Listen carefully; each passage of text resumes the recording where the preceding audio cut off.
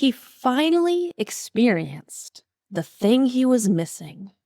If you think that all you need is discipline and keeping super busy and active and doing things that you can check mark as successful and accomplished, if you think that that's what you need to do to heal from addiction, let me tell you a story about a man healing from pornography addiction. Now, you see, this man is someone who I see regularly on my Sunday night bravery boot camps that we do in a group setting. And you see, we start each bravery boot camp on Sunday nights with wins and celebrations. And this man, let's call him Bob, Bob would show up and speak with such inspiration and enthusiasm, the whole room would hear it. We would be shifted and inspired. And he would share what he's doing and how he's being disciplined and the pattern interrupts he's doing. And you see, on the surface, it seemed as though he was doing everything the right way, formulaic, to get his results, to overcome addiction. And he was missing one of the single most critically important components. And he knew it. He knew it. But this last Sunday, boy, he showed up, and his win, we have never heard a win from him like this before. He finally experienced the thing he was missing. What do you think it is? Have you ever heard the term, you gotta feel it to heal it? You gotta feel it to heal it? What is addiction?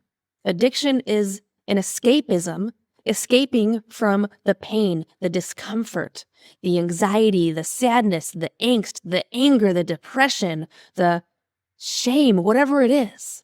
Addiction is an escapism from the pain. Well, you gotta feel it to heal it. You gotta feel it to such extreme depths with extreme intensity that matches the trueness of the pain inside. Let it out. Let it be expressed and experienced. That's exactly what Bob did. And you see, he didn't know what was going to happen. His day started with a pounding headache. He wasn't able to do any of the things he had set out to do that day.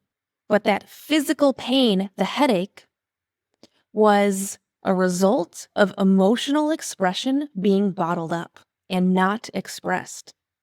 It will always show itself in a physical way, eventually. And he could feel the emotions begin to well up inside of him like never before. But it was as if you were to take a Coca-Cola bottle and shake it up, and all that pressure built up on the inside is stuck. The cap needed to come off so the pressure could release. That's exactly what happened with Bob. All of a sudden, he couldn't contain it anymore. He had been containing it for years and even decades. And when it came out, it was loud. It was roaring. It was yelling. It was sobbing. Full vocal cord engagement in this cry.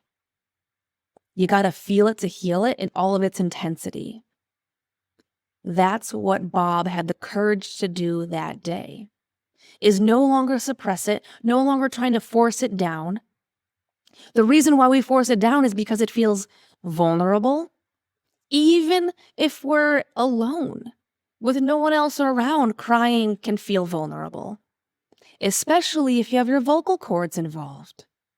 And having your vocal cords involved, by the way, elevates the hormone oxytocin, which activates the felt sense of safety in your body, which deepens the emotional healing in that moment, which means from that moment forward, the pressure that has been felt, the pain that has been felt, won't be felt as deeply. And the need to escape won't be as strong. This is how we heal from addiction. This is how we heal from trauma. He finally experienced the thing he was missing.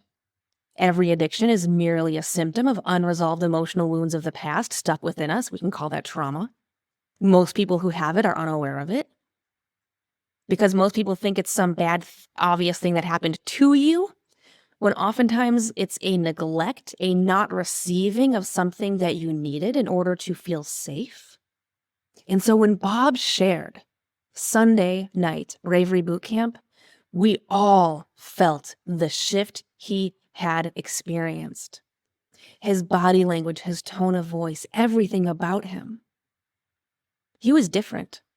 He experienced the true, raw, authentic intensity of the pain he had been addictively escaping from for a very long time. A very long time. And it's going to take more than one big expression that has been stuck, right? Oftentimes, we've been holding things in for years, decades. And we need to learn how to feel safe again to express. And so you got to feel it to heal it. If you think that all you need is discipline and keeping super busy and active and doing things that you can check mark as successful and accomplished, if you think that that's what you need to do to heal from addiction and trauma, that is only one slice of the pie, one piece of the puzzle. A huge part of it is activating the felt sense of safety within your neurology. It's a physiological state of being. And when you access that state of being on a deep enough level, then your subconscious mind, your nervous system finally feels safe enough to express in all of its vulnerability what it has been too scared to do because it hasn't felt safe. And, this is a big and, if you have the opportunity to have your big emotional release in the presence of an empathetic witness to your pain, in the presence of an empathetic witness to your pain, then your healing can deepen in that moment, especially if they put a safe and loving touch somewhere on your body, like your chest, your shoulder, holding your hands, stroking your hair, and just being present with you. Not them saying it's okay, that can be rather dismissive, just witnessing you with empathy, with compassion, and being present and grounded. That is deeply healing, deeply healing. Bob had that. He had an empathetic witness to his pain who happened to be in his home with him on that day. He received kindness, love, compassion, comfort that deepened his healing. That's called co-regulation, nervous system co-regulation, emotional resonance. That is so important for our nervous system to experience. So many of us, we learn to either hold our emotions in and not express, which is one of the most dangerous things you can experience for your nervous system, your neurology, that will always lead to things like anxiety, depression, trauma, addiction.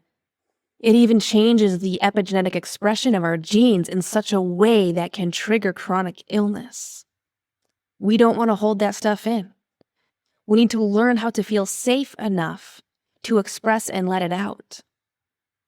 So many of us have been trained from a young age on and culturally trained, or what our parents expected from us. We were trained and learned that it wasn't safe to be in full expression of who we are.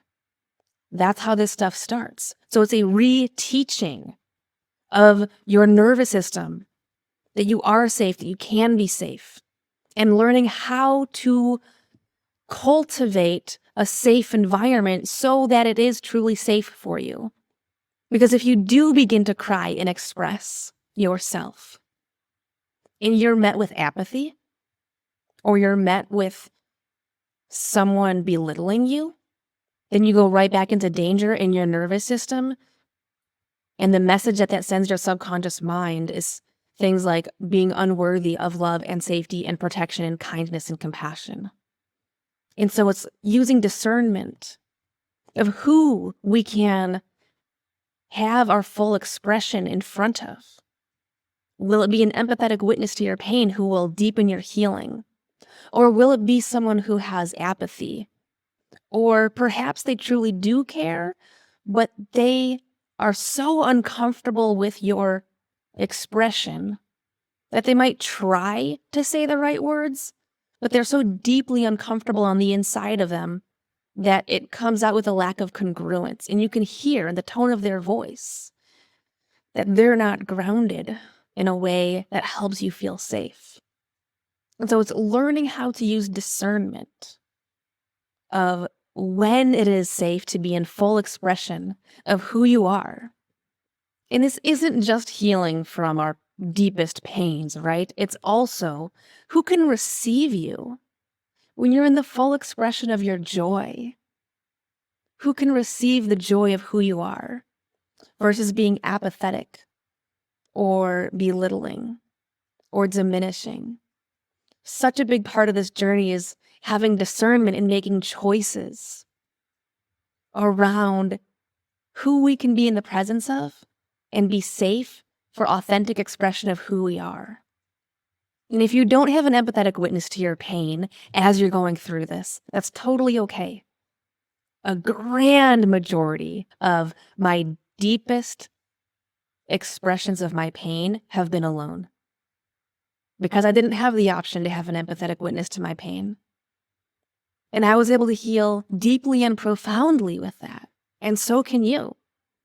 Learning how to access the deepest parts of your subconscious mind while in the physiological state of the felt sense of safety. Learning how to access that.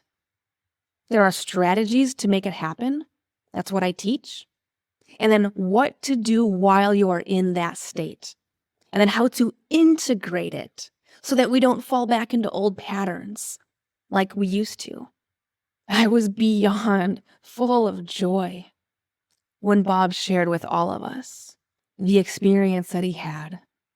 And he accessed that pain viscerally and deeply. There was no hiding it.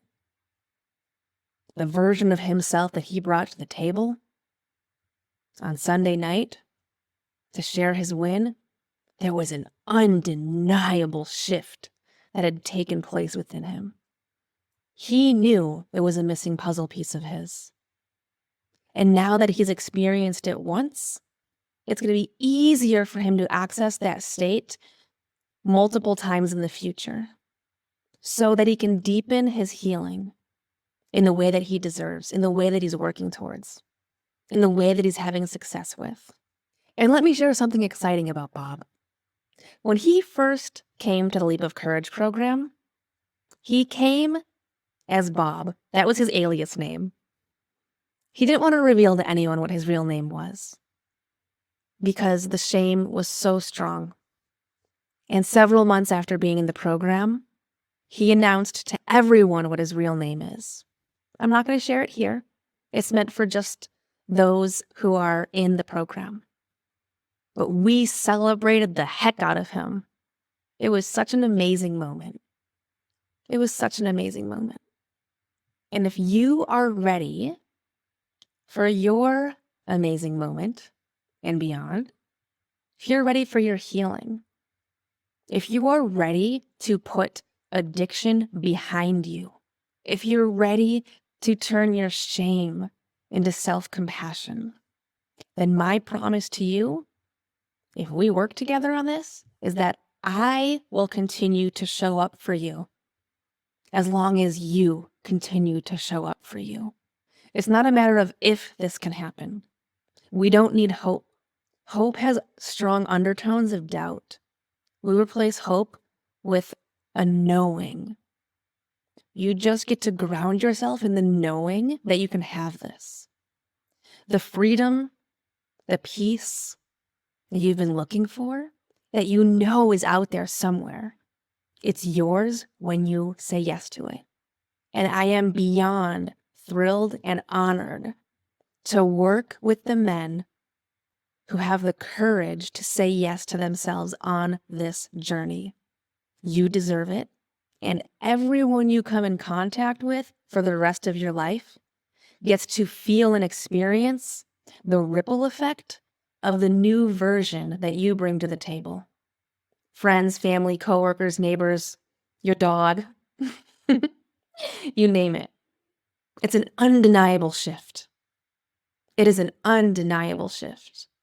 All right. Click the link below if you want to be a part of this. There's no going back. And I'll see you on the inside.